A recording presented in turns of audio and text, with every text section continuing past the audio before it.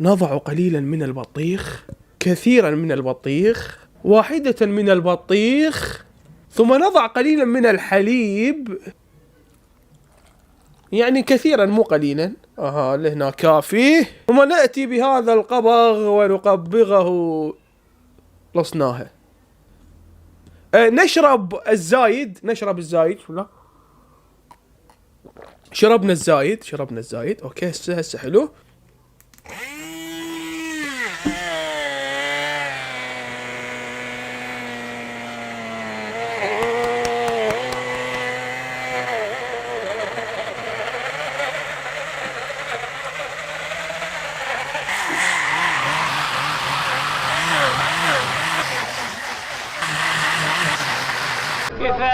كفاية.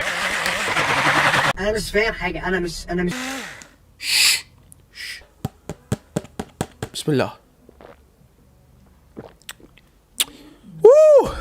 يابا ايش قد طيب، لذيذ لذاذة صحيح. السلام عليكم. هذا شنو هذا مي. برأيك هذا المي يصير ينأكل لو بس ينشرب؟ راح تقول لي ايه، تقدر تاكله اذا حولته من الحالة السائلة الى الحالة الصلبة. يعني شنو لازم نجمده؟ من راح نجمده راح نقرطه، معناها صار ينأكل، بس هم نفس الحالة بعدين يرجع يموع. احنا نريد نثخن المي، يعني ما نلعب بطعمه. شوف شلون تسوي مي صالح للأكل. يعني باختصار ينقرط بس مو ثلج. اول شي لازم تجيب مسحوق اسمه جينات الصوديوم، وتضيف وياه مسحوق ثاني اسمه لاكتات الكالسيوم، وتدمج هذني المواد الاثنين ويا المي، وتبدي تخوط بيهن لحد ما يصير المي بهذا الشكل. وبهاي الحالة صناعة ماء صالح للأكل. انت بس تخيل تقرط مي شلون راح يطلع طعمه. هي السالفة العجيبة مو هنا. السؤال العجيب، اذا كنا عطشانين. انا صوتي حسه تعبان، سوري مريض شباب سامحوني. يعني انا شفتوا لاعب بالملاعب يلعبوا ايده على جرحه،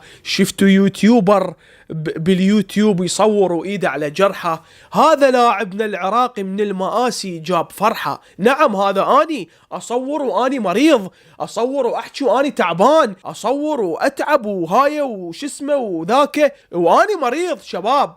فشفتوا لاعب بالملاعب يلعبوا ايده على جرحه، هذا اني من المآسي جبت لك فرحة. المهم السؤال الغريب، اذا انت كنت عطشان ورحت جبت، اذا احنا كنا عطشانين ورحنا جبنا هذا المي القابل للاكل واكلناه، برأيكم راح يشبعنا او يسد عطشنا، لو لازم نشرب المي بشكل سائل مثل ما كان؟ شلون السؤال هذا ما مطروق على اليوتيوب كله. اذا سويت مي ينأكل واكلته راح يروح العطش منك لو تبقى عطشان؟ جاوبني بالتعليقات. فعموما اليوم راح اجاوب على اغرب اسئلة بالعالم، اللي هي اسئلتكم اللي كتبتوها الي على انستغرام. وات؟ انستغرام؟ ايه ليش انت ما تدري اني عندي انستا؟ حقك ما تدري حقك. اول سؤال غريب وصلني يقول ليش العيون بيها الوان محددة؟ يعني ما بيها لون وردي او لون احمر او برتقالي. حلو، سؤال لطيف. يقول لك ليش ما تطلع الوان مختلفة بالعين؟ ايش معنى دائما ننولد وتطلع العيون لو جوزية لو خضرة لو زرقاء؟ راح تقول لي نسيت العين السوداء، ماكو واحد بالعالم عيونه سوداء. راح تقول لي لا علاوي انا عيوني سوداء. كذاب، انت نفر كذاب. انت تشوفها سوداء بس لو ضويت عليها بالفلاش راح تشوفها بنية غامقة. روح جرب بنفسك وتأكد. سؤال، شلون تتلون العين؟ وليش كل انسان عنده لون عيون تختلف؟ شوف اكو مادة بجسم الانسان اسمها الميلانين. اجا بالغاز اسمع.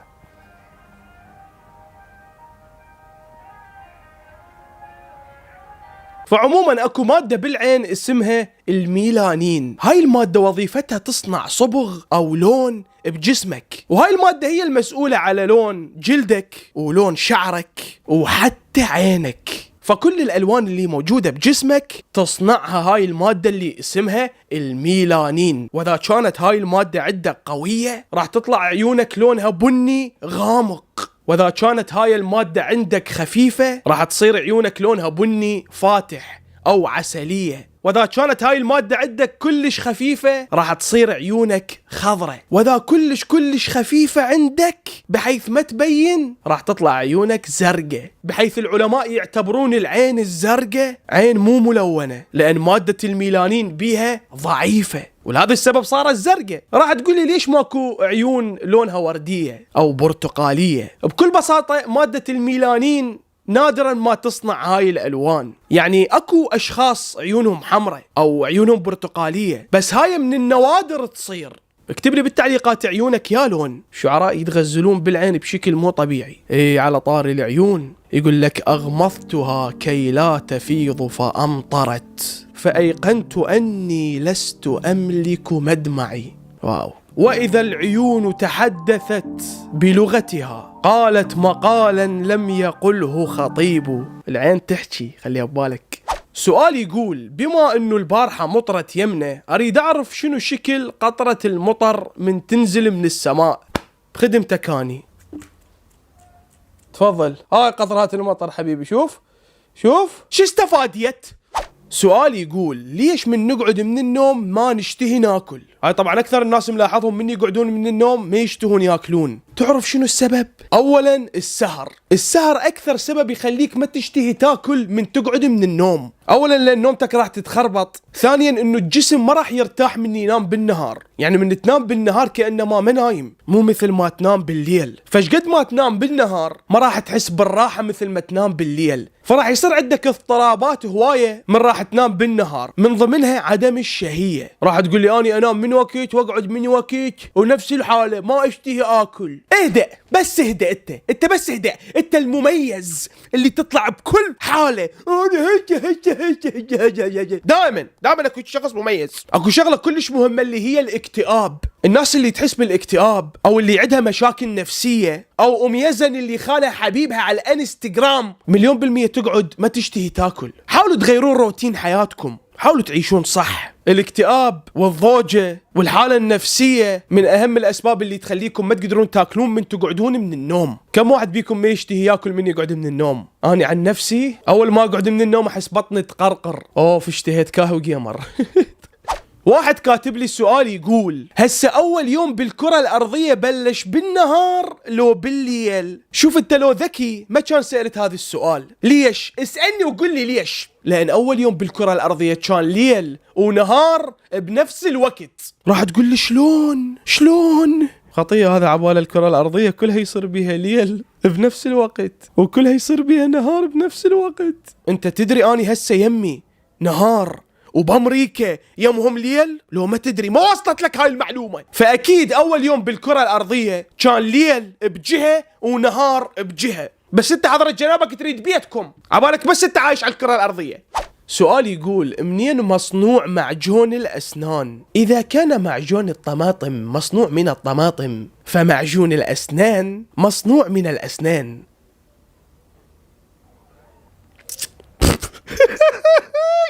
سؤال يقول المطار مفتوح 24 ساعة باليوم فليش صنعوا له أبواب؟ انت منو قال لك المطار مفتوح 24 ساعة؟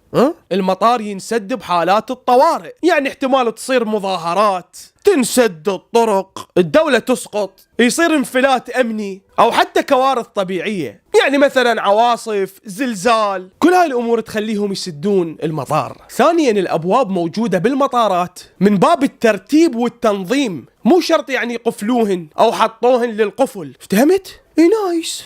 سؤال يقول ليش الببغاء يقدر يحكي؟ هاي اكو ناس تسمي الببغاء بغبغاء. افهم، ببغاء بب وحطوا ياها غاء. ايش قد اشوفهم انه بيكتبوا بالتعليقات يا فدوى ايش قد حلو هذا البغبغاء، يا فدوى ايش قد حلو هذا البغبغاء، يا فدوى. عموما ليش البغبغاء ليش الببغاء الحيوان الوحيد اللي يقدر يحكي؟ شوف لازم تعرف شغلة وحدة، الببغاء ما يحكي وإنما يقلد صوت الإنسان أو يقلد النغمة اللي يحكي بيها الإنسان، لأن الكلام اللي إحنا نقوله يحتاج أسنان. هسا أنا من قاعد أحكي أستخدم لساني وأسناني، فالببغاء أصلا ما عنده أسنان، فهو بالأصل ما يعرف يحكي وإنما يقلد الكلام عن طريق صوته او التغريد مالته من يغرد.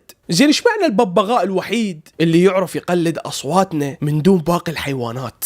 الجواب لأن الببغاء هو الحيوان الوحيد اللي عنده ذاكرة صوتية بدماغه، فيقدر يخزن الأصوات والكلام بدماغه ويطلعه على شكل تغريد. يعني مثلا إذا شغلت له صوت سيارة عن عن وظل كل شوي عن عن، راح يبقى بدماغ الصوت، كل شوي يسوي لك عن عن ما ينطق، يرسم لك النغمة، فهو معتقد كلامك عبارة عن نغمة، ولهذا السبب انت كل شوي تعيد كلامك عليه هلا وحمودي، فهو كل شوي هلا وحمودي هلا وحمودي، حافظها نغمة فهمت؟ فبشكل مختصر الببغاء ما يحكي بوم صدمة، وإنما يقلد صوت الكلمة هلا وحمودي.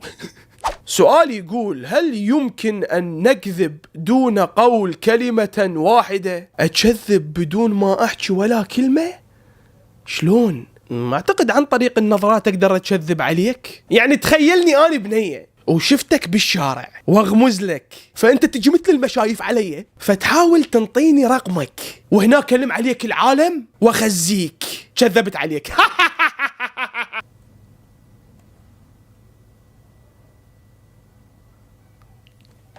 كذب، ما تاخذ نفس الصورة، كذبت عليك. ايزي.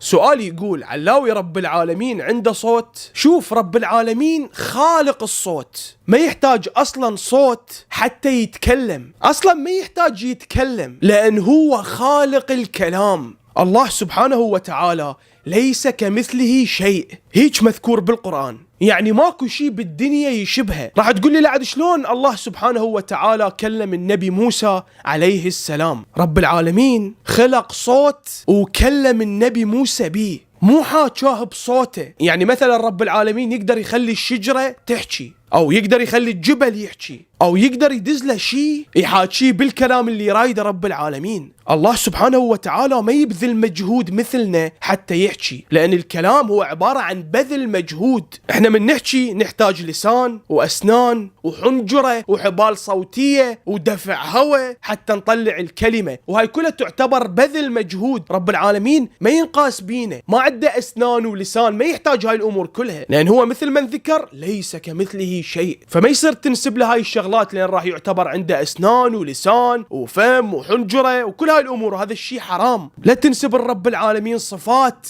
هو خالقهن، هو اللي خلق عملية الكلام كلها، والخالق ما يتشبه بالمخلوق. افتهمت؟ شنو يغطي جسم النملة؟ ليش؟ تريد تلبسها هدوم؟ عموما ولا يهمك، جسم النملة مغطى بمادة اسمها الكايتين، عبارة عن مادة صلبة تحيط جسمها كله. هسه تقول لي شنو هاي الكايتين؟ يعني ايش متوقع؟ شو اقول لك؟ يغطي جسم النملة صوف لو ريش. على فكرة اغلب الحشرات جسمهن مغطى بمادة الكايتين. نصيحة: ادرس احياء. شوفوا هذا كاتب لي: عادي تزوجني اختك متعة؟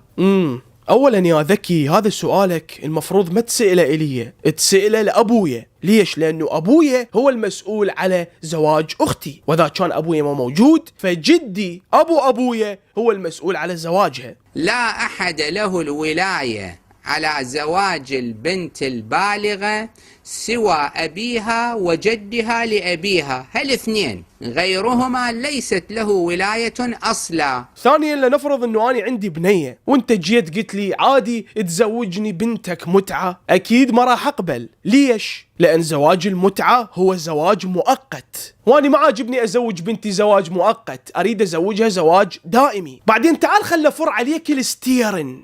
انت تدري زواج المتعة مذكور بالقرآن؟ ما يدري يا عيني، ما يدري. بسم الله الرحمن الرحيم: فما استمتعتم به منهن فآتوهن أجورهن. شنو رأيك؟ تعال بعد خله فر عليك الستيرن. بكتاب صحيح مسلم اللي هو كتابك، بل أصح الكتب عندك من بعد القرآن، يقول لك عن جابر ابن عبد الله قال: قال رسول الله صلى الله عليه وآله وسلم: قد أذن لكم أن تستمتعوا، يعني متعة النساء، يعني زواج المتعة. بوم! ايش دا يصير بصحيح مسلم؟ ايش دا يصير؟ وهذا حديث صحيح تقدر تبحث عنه. انت تدري منو حرم زواج المتعة؟ خطية راح يقول انا شورطني تدري منو حرم المتعة عندكم؟ عمر. بكتاب صحيح مسلم اللي هو كتابك، عمر يقول: متعتان على عهد رسول الله وأنا أنهى الناس عنهما وأعاقب عليهما. الأولى متعة الحج والثانية متعة النساء. يعني الرسول حلل زواج المتعة بكتابك وعمر حرمها. شي رب العالمين محلله بالقرآن والرسول أكد عليه وبعدين يتحرم فجأة. واو. تعال فر عليك الستيرن أكثر وشوفك منو كان متزوج متعة. شو ورطك؟ بكتاب صحيح مسلم الصفحة 1405 يقول لك قدم جابر بن عبد الله معتمرا. يعني واحد اسمه جابر بن عبد الله اجى من العمرة. يقول لك فجئناه في منزله، يعني رحنا له للبيت. يقول لك فسأله القوم عن أشياء ثم ذكروا المتعة فقال نعم استمتعنا على عهد رسول الله صلى الله عليه وآله وسلم وأبي بكر وعمر. بوم. كتابك وليس كتابي. صحيح من اسمه صحيح مسلم. بعد لا تعيدها، ترى كلش عندي عادي اتحول ذو الفقار المغربي. ما بس اريد اشوف شكله هسه شلون صار. تحياتنا لكيليان مبابي يابا. سؤال يقول ليش النباتات خضراء؟ لان النباتات بها ماده اسمها الكلوروفيل، وهاي الماده عباره عن صبغ اخضر موجوده بالنباتات وهي اللي تخلي شكل النباتات خضراء. سؤال يقول السمكه تعطش؟ لا ما تعطش، بس اذا تقول لي تشرب مي اي تشرب، وما تشرب عن طريق حلقها، تمتص المي عن طريق جلدها وخياشيمها، بس مال تعطش لا، لان هي اصلا عايشه بالمي، داير مدايرها مي. شلون هسه احنا عايشين على الهواء بس هم نشتهي هواء؟ لا، مع العلم احنا نتنفسه ما نقدر نعيش بدونه، بس مال نعطش هواء لا. نفس الحالة السمكة ما تقدر تعيش بدون المي بس ما تعطش، لأن المي داير مدايرها. افتهمت؟ نايس. سؤال محيرني، إذا ظهر الإمام المهدي عجل الله فرجه راح يظهر وياه النبي عيسى عليه السلام، السؤال منو راح يتبع الثاني؟ هل النبي عيسى عليه السلام يتبع الإمام المهدي أو الإمام المهدي يتبع النبي عيسى؟ لأن تخيل نبي وإمام بنفس الوقت شنو راح يصير؟ ها أنت مستغرب تقول شلون نبي وإمام بنفس الوقت؟ منو راح يتبع الثاني؟ النبي عيسى عليه السلام راح يتبع الإمام المهدي عجل الله فرجه، وهذا اللي انذكر بالروايات. ومو بس هيك، النبي عيسى راح يصلي خلف الإمام المهدي عجل الله فرجه، لأن هو إمام الزمان. ولازم تعرف شغلة وحدة، الإمام أعظم من النبي. هاي قاعدة، منزلة الإمامة أعلى من منزلة النبوة. راح تقول لي يعني الإمام المهدي عجل الله فرجه أفضل من النبي محمد صلى الله عليه وآله وسلم؟ لا، لأن النبي محمد سيد الخلق، هو أبو الأئمة، بل هو سيد الأئمة، فماكو واحد أفضل من نبينا محمد.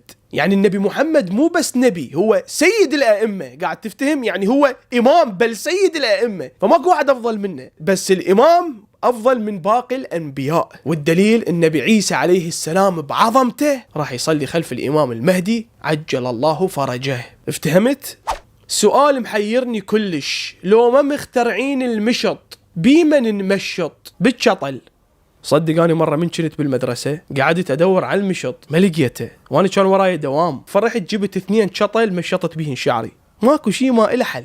سؤال يقول منو أول شخص سوى ثواب للإمام الحسين عليه السلام؟ على حسب الروايات أول شخص سوى ثواب للإمام الحسين هو الإمام السجاد عليه السلام، ابن الإمام الحسين، هو اللي كان يطبخ المآتم الإمام الحسين عليه السلام، وهو أول شخص طبخ. ومن بعدها الناس ظلت متمسكة بهذا الشيء، وكل سنة تطبخ وتوزع للفقراء والمساكين بثواب الإمام الحسين عليه السلام. للمعلومة احنا نوزع لوجه الله تعالى، لأن محمد وآل محمد عليهم الصلاة والسلام هم سفينة النجاة، أحب الله من أحبهم وأبغض الله من أبغضهم، فحبنا لهم هو حب لله سبحانه وتعالى. يا أخي أجواء الطبخ رهيبة. أتذكر كان يصير بهدومي ريحة حطب. صار بيكم مو من تطبخون تمن وقيمة بالشارع وتحطون حطب، تسهرون الليل كله على الطبخ وتدفون بالنار، هدومكم كلها يصير بيها ريحة حطب. عشق يا أخي كانت هاي الريحة. ثاني منشول ومداش تمشي يا عيال، يعني شوية شوية شوية حاسة الشم مشتغلة عندي. أنا مرض. شفتوا لاعب بالملاعب يلعب ويده على جرحه. الكرة الأرضية من تدور ليش ما نحس بيها؟ على أساس أنت عملاق، على مود تحس بيها. هو أنت نقطة على هذا الكوكب، شلون تحس بدوران الكرة الأرضية؟ بعدين شلون تريد تحس بالحركة؟ فهمني. تريد يضربك الهواء؟ اصعد بالسطح راح يضربك الهواء. شو تريد بعد يعني؟ تريد الكرة الأرضية تفر بيك، وانت اذا حسيت بحركة دوران شلون راح تنام؟ شلون راح تقعد؟ مال كلها نعمة من رب العالمين، انت ما تحس. كل شيء يجي حركة. ايش بيك؟ تريد تشرب لك قلاص مي؟ شلون تعيش؟ ترى غير شغلة هاي. يريد يوقف فيك يحس بالهواء. الكرة الأرضية قاعد تتحرك باع قاعد تتحرك. وقفت هسه، وقفت الكرة الأرضية ترتاح هسه. هاي يلا تحركت يضرب عليك الهواء. سؤال يقول ليش الحيوان ما يقدر يحكي مثلنا؟ واو، يعني انت عندك الشغله طبيعيه اذا حكى الحيوان؟ يعني تخيل تروح يم طلي يقول لك ها اليوم راح تاكلوني. تخيل بس تخيل تجيب دجاجه وتقول لك ها شلون هالبيضه اليوم؟ سلكتوها لو حطيت فيها طماطه؟ لو تسمع صوت هوسه بالشارع تطلع ما تلقى احد، باوع بالقاع تلقى نمل ملتم على مردانه. اذا تروح السوق الغزل شي يصير؟ طبيعي، يعني طبيعي تتعايش ويا هذا الوضع عادي. احلى شي تلقى طلي يم القصاب يقول لك ساعدني بداعة امك. علاوي الغاز اللي بالبيبسي شلون يخلوه؟ وشنو نوع الغاز؟ الغاز الموجود بالبيبسي هو غاز ثاني أكسيد الكربون. هذا الغاز يذوبوه بالبيبسي ويضغطوه لحد ما يقوم البيبسي يفور ويصير بيه فقاعات. تمام؟ وهاي كل ما بالسالفة. الموبايل اللي ذاكرته متروسة أثقل من الموبايل اللي ذاكرته ما متروسة؟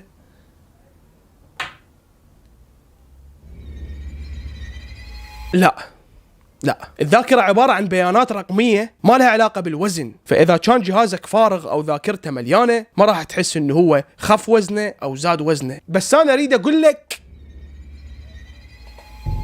لا، الذاكرة ما لها علاقة. افتهمت يا صديقي؟ سؤال يقول شي يصير لو فتحنا باب الطيارة أثناء الطيران؟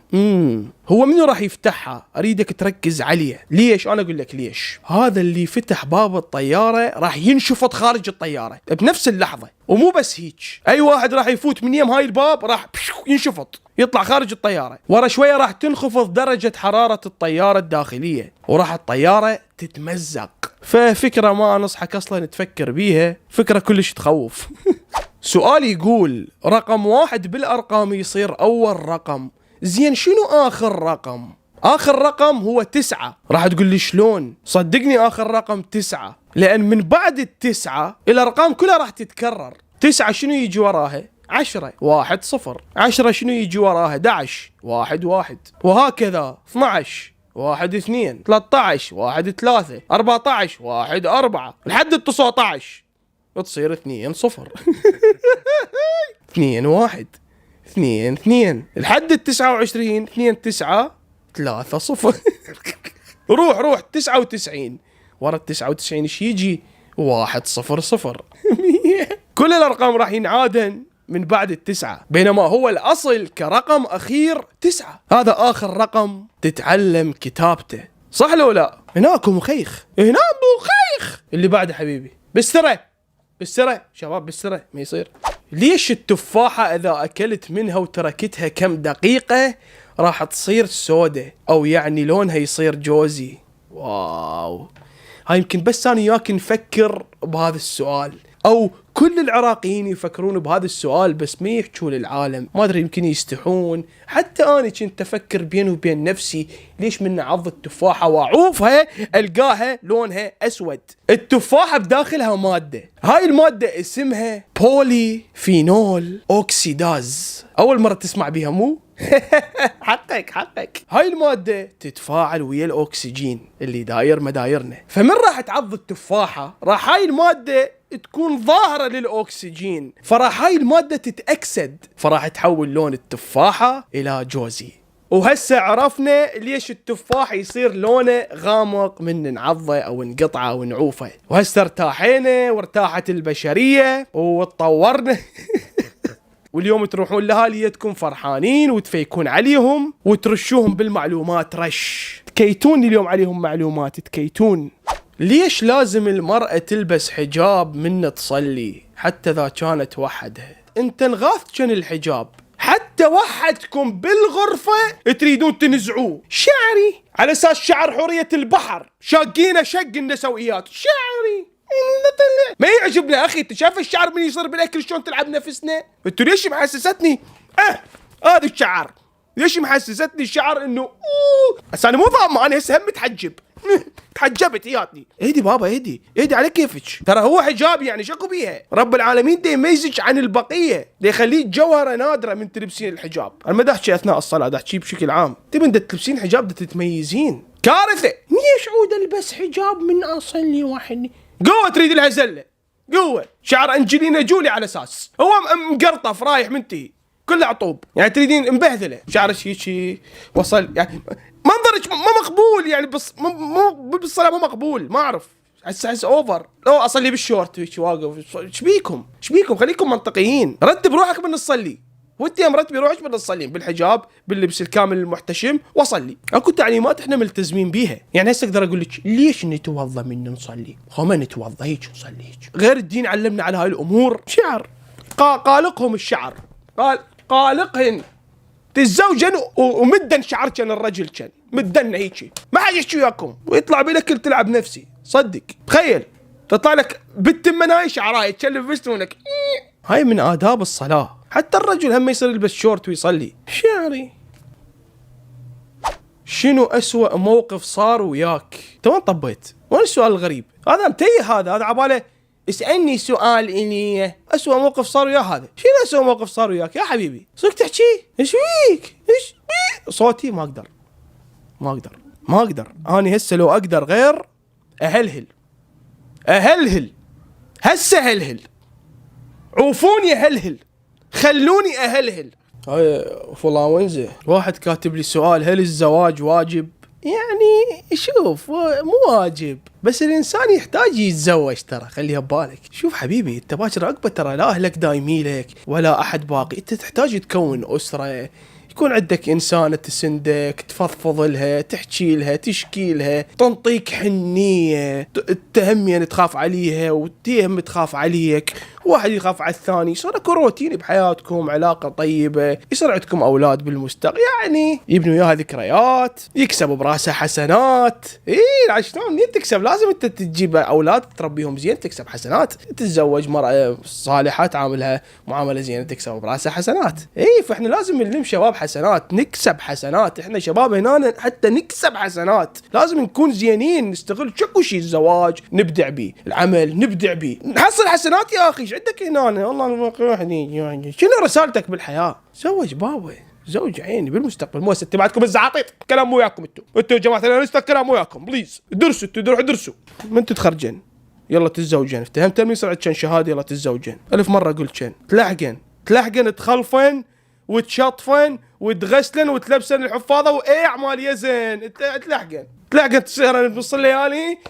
ايش ماما نام يلا نام. تلحقن راح تطلع من بيت اهاليتشن ياخذشن زوجشن خدمه على الخدمه والكنس والمسح. بعد المره راح تاخذين الامير مدري منو، المره راح تاخذين واحد قاعد بمنطقه شعبيه على حالكم. مو طبيعيه السالفه. شهادتش بيدك ما حد يفيدك، هذا الواقع. احنا من نقول سيمك بيدك ما حد يفيدك من باب الضحك، بس هو الاصل شهادتك بيدك لا احد يفيدك. الراتب الضمان الاجتماعي. انت باكر عقبه من يفيدك؟ باكر عقبه رجلك يهددك. اقل شغله اعطيني خليني جعل تبكي لك شيء طلقني. شنو يعني عندي راتب؟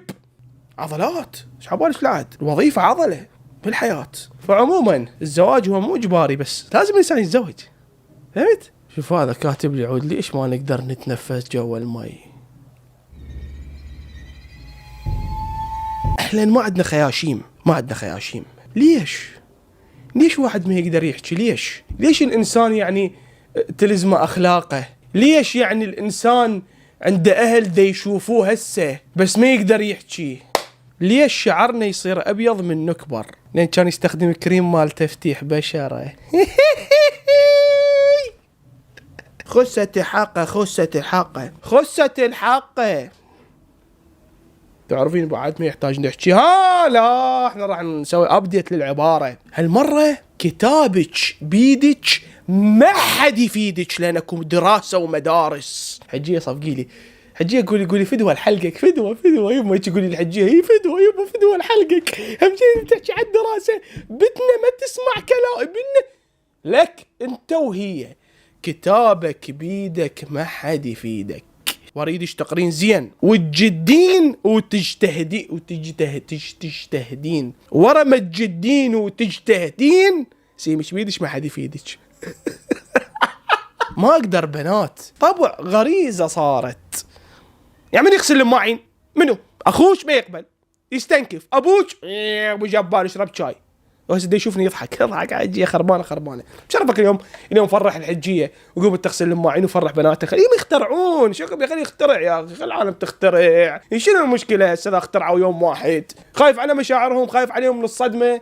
قوم اغسل المواعين. شقتنا شق انت، ترى ما يبي يصير هيك. يزم قوم اغسل، يزم هذول الاردنيين. يزم شمالك يزم قوم اغسل المواعين. يزم صار لك 50 سنه قاعد والحجيه تسوي لك اكل كافي. طبعا بنات اللي يشوفوني كلكم معزومين على حساب ابوكم الجمعه الجايه، كلكم راح تطلعون على حسابه. عزمتهم اني حجي طلعهم، حج اذا ما تطلعهم طلع بناتك، ونس بناتك، فرح بناتك. بس البنات راح يطلعونه وين يسمعون كلامي؟ هو انت بتلحهم ما يسمع كلامي؟ ايش تريدين يسمع كلامي انا الغريب؟ وانت لا قم منها خصة حقه. حجاني بنتي غير ادللها دلال، سند ظهر، اصير لها ظهر. ايش تحتاج؟ اي بابا تدعي لي، من تكبر تدعي لي. حس بالذنب، حس حجينا، حس جهالها يدعوا لي. سويت قناه حتى تظل الفيديوهات شاهده.